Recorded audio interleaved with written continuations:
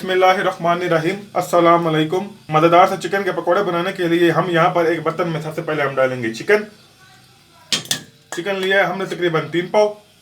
और हमने यहाँ पर इस्तेमाल किया है चिकन के विंग्स, क्योंकि इससे जो है ना पकौड़े में बहुत ही अच्छा टेस्ट आता है। अगर आप चाहें तो बोनलेस का इस्तेमाल भी कर सकते हैं। और अब हम इसमें डालेंगे नमक जाएगा तकरीबन आधा चम्मच। 1/4 चम्मच जाएगा इसमें लाल मिर्ची का पाउडर। और 1/4 चम्मच हम इसमें डालेंगे हल्दी पाउडर। और अब हम इसे हाथ की मदद से अच्छे से मिक्स कर लेंगे। हल्दी पाउडर डालने से पकौड़े में बहुत ही अच्छा कलर आएगा। तो यहाँ पर हमने मसालों को अच्छे से मिक्स कर लिया है और अब हम इसे 10 मिनट तक ऐसे ही छोड़ देंगे। तो यहाँ पर चिकन को रखे हुए अब तक 10 मिनट हो चुके हैं और यहाँ पर एक कढ़ाई में पानी हमारा अच्छे से गर्म हो गया है और अब हम चिकन को अच्छे से बॉयल होने देंगे। और अब हम इसे अच्छे से मिक्स कर लेंगे।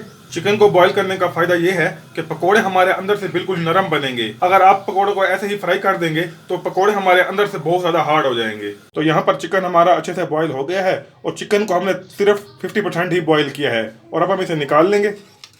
आपने चिकन को बहुत ज़्यादा बॉईल नहीं करना। और अब हम इसे एक प्लेट में रख देंगे।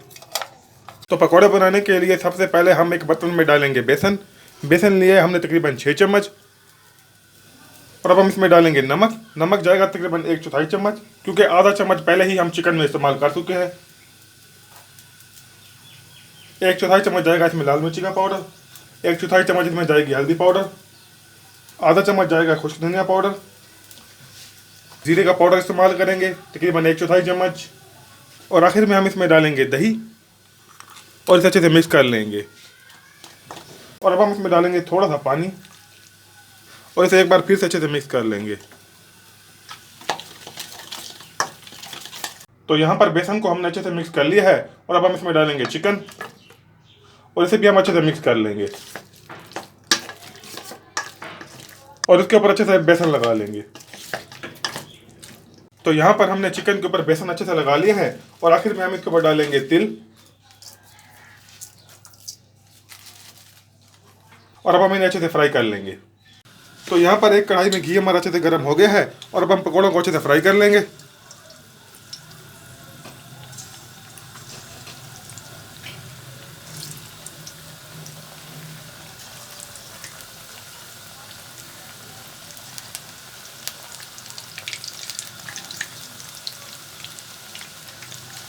तो यहाँ पर चिकन को पकते हुए अब तक 3 मिनट हो चुके हैं और अब हम इनकी साइडों को चेंज कर लेंगे।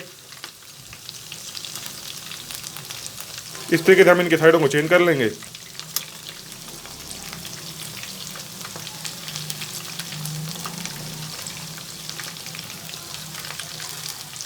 तो यहाँ पर चिकन पकोड़ा हमारा अच्छे से तैयार हो गया है और अब हम इन्हें निकाल लेंगे और इन्हें एक प्लेट में रख देंगे।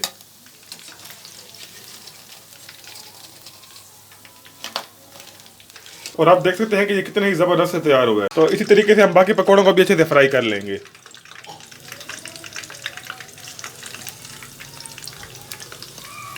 मज़ेदार सा चिकन पकौड़ा हमारा बिल्कुल तैयार हो गया है। इस रमज़ान आप इस रेसिपी को ज़रूर बनाएं और इसे अपने फ्रेंड और फैमिली के साथ ज़रूर शेयर करें। अगर रेसिपी पसंद आए तो वीडियो को लाइक करें और अगर चैनल पर नए हैं तो सब्सक्राइब करें। मिलते हैं एक और नई वीडियो में। अल्लाह हाफिज़।